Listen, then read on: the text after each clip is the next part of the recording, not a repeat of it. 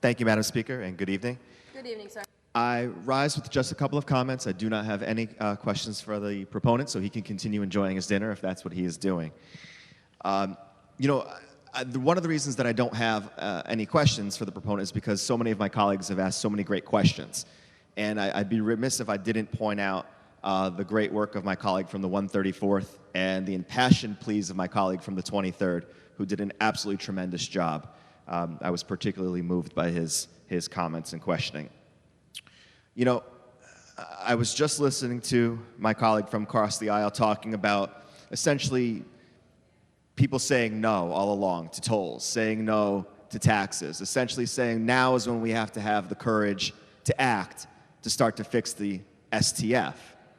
And I can't help but think that, sure, we need to act now, but we probably needed to act years ago. We probably needed to have the courage years ago to stop sweeping from it, to stop diverting from it.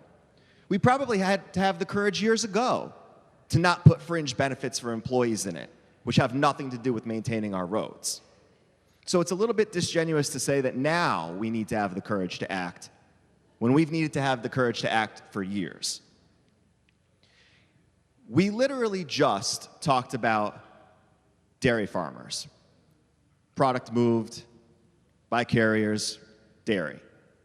We exempted them because we identified the fact that there's a certain class of retailer, there's a certain industry that can't raise prices. Why do they need to raise prices? Because they're going to incur more of a cost. And every other business is going to raise prices. It's quite simple. It's implicit in what we just did. We just exempted an industry because we knew they'd have to raise prices. We could sit here and exempt every other industry and find a great reason to do it. Prescription drugs, seniors are having a harder time than ever paying for them. Let's exempt those. Food is higher than ever in cost. Let's exempt that. My colleague just joked about chicken wings, but go to any restaurant. Every restaurant. I went to a restaurant the other day. The prices were scribbled off. There were temporary prices put on because prices continue to skyrocket. Finally, we heard a little bit earlier that this is a step in the wrong direction. It's a foot in the door. There was an article just the other day. I think it was in the Washington Post, I think. It was about 2 states in the country that have already imposed, that have already started a mileage tax. Now, I heard my good colleague earlier say that we have specific legislation that says that we won't do that. But you know what?